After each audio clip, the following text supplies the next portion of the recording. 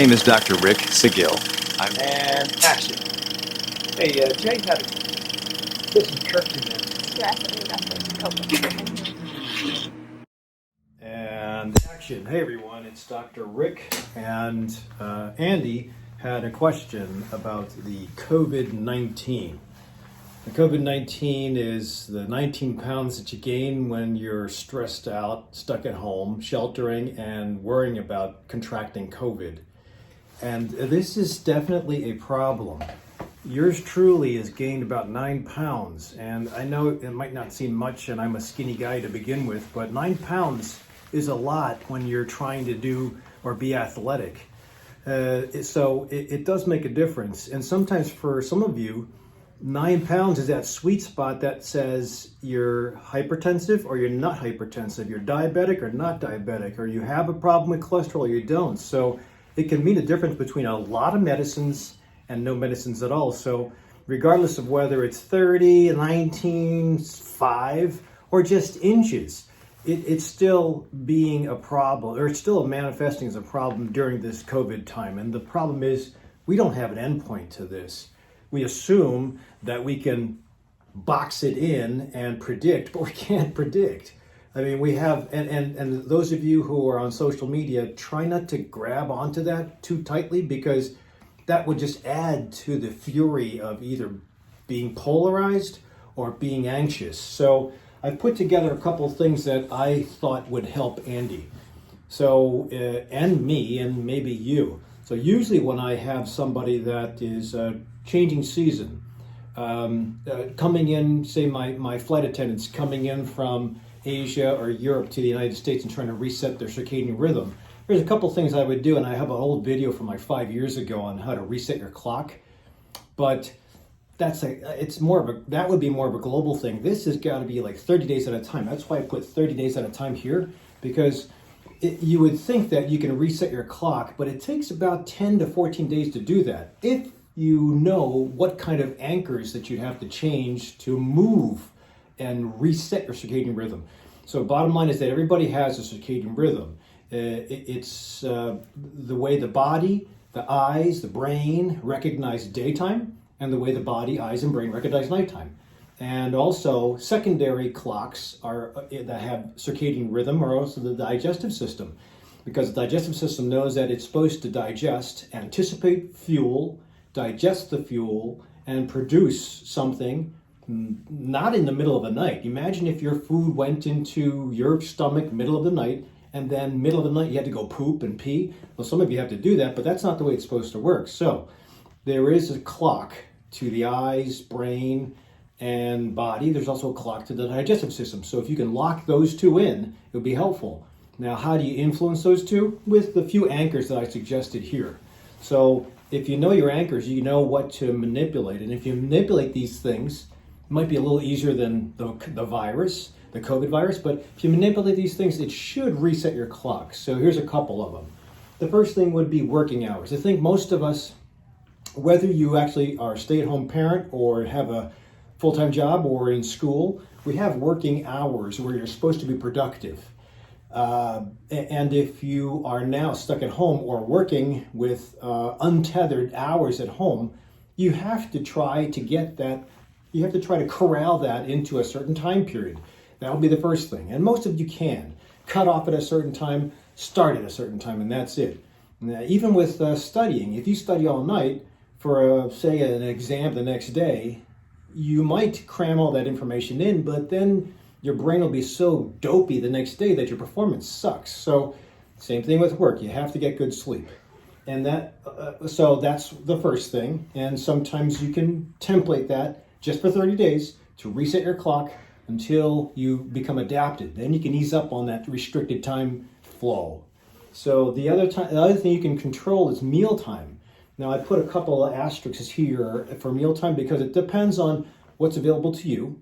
Depends on if you're a kid or a teenager and you don't cook, you might have to be dependent on a parent who cooks. Also depends on your budget. It also depends on if you are essential work and you're driving. The cafeteria might not be open. So there's a couple things, and it depends on if you're staying at home with your family. Depends on what everybody else is eating. So that should be corralled too. And you're in control. If you're going to grab anything from this COVID time and stay at home, you are in control of this. It might not seem like we're in control, but you still have your control of your destiny. And if you can control your destiny, you fix your clock. If you fix your clock, you fix your rhythm. If you fix your rhythm, the immunity is boosted so that we can fight this thing in case we get it.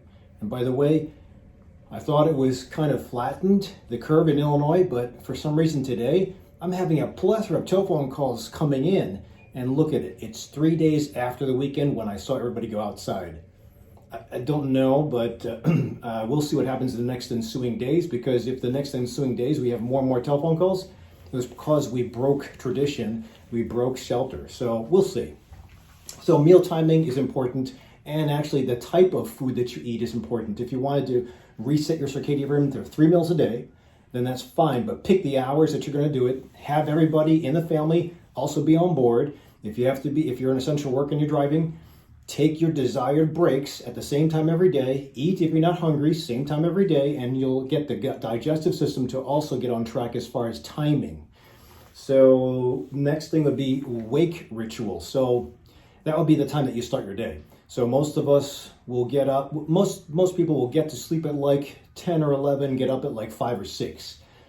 I say that the studies with breast cancer survivors show that the longer that the breast cancer patients slept, the better the survival.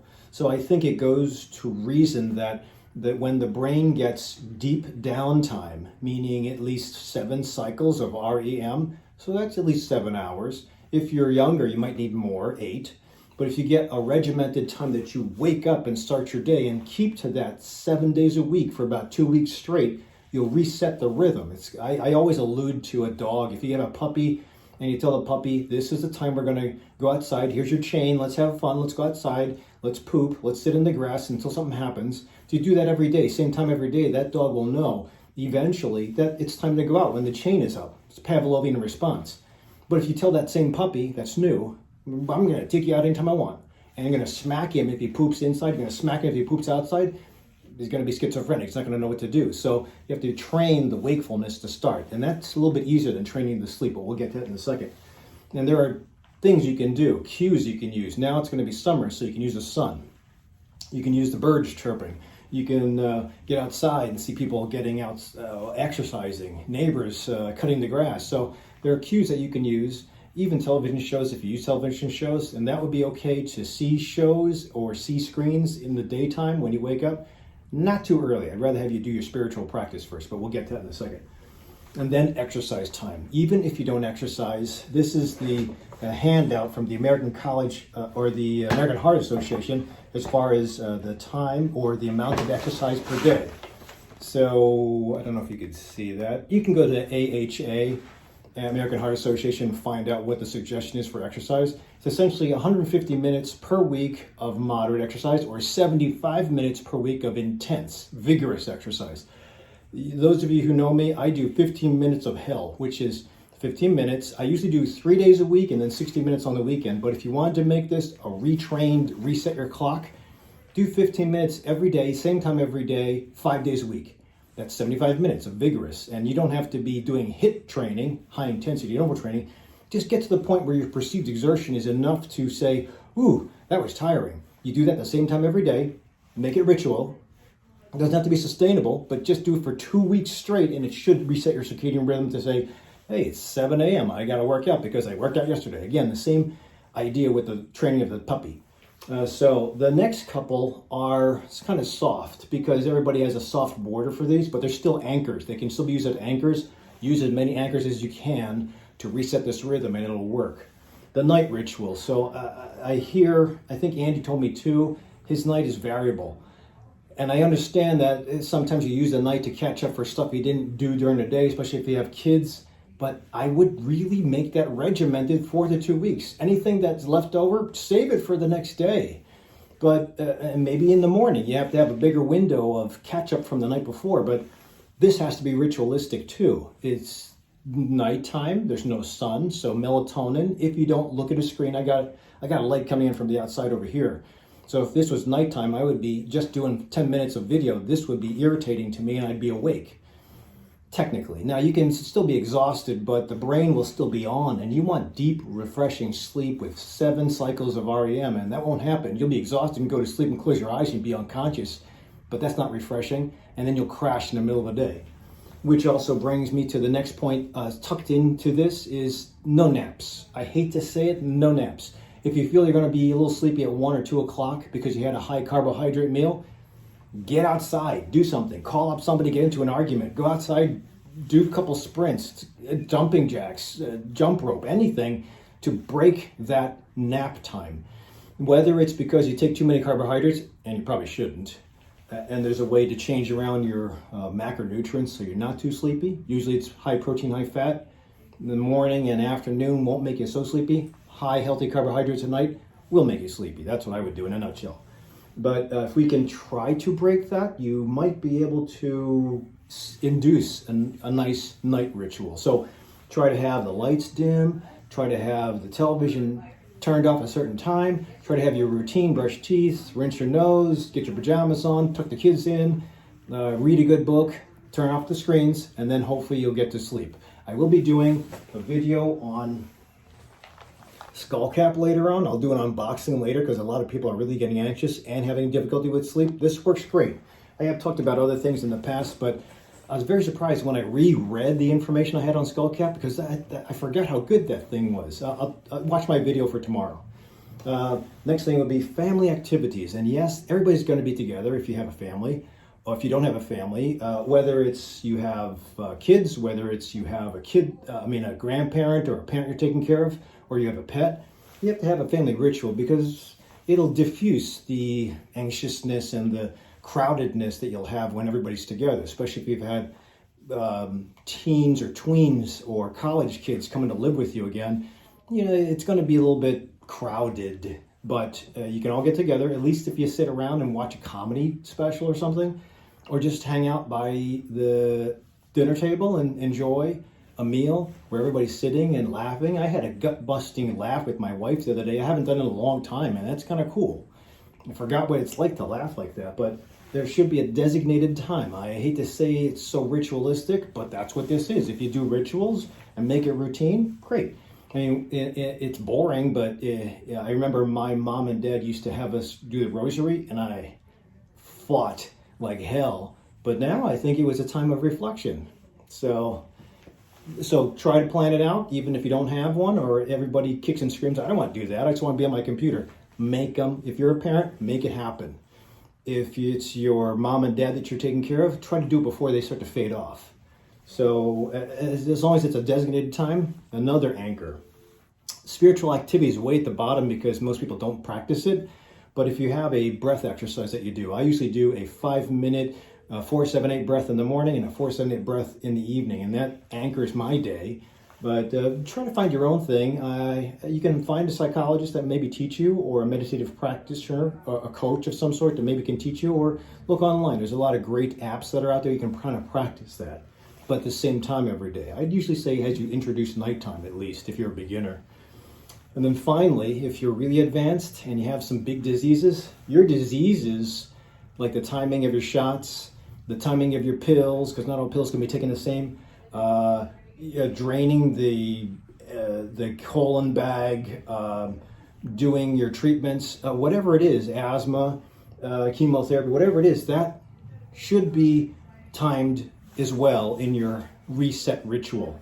Hopefully most of my warriors don't need all those medicines, but some of us do, and you might have to time that too, especially if there's a side effect. Say you take a thyroid medicine, you take it at night. Thyroid stimulating, I wouldn't take it at night. If you do a nebulizer and it's in the evening, that's stimulating too. Try to bring it closer to the daytime. So time it right, and it should work for you the best time, or to reinforce this resetting your clock. The final thing is the earth cycle, and that's why I'm dressed like this. So in the executive order number 10 that Pritzker gave for Illinois, we are allowed to go out and exercise. Otherwise, it's supposed to be sheltering at home. Going out to exercise, going out for essential things is important.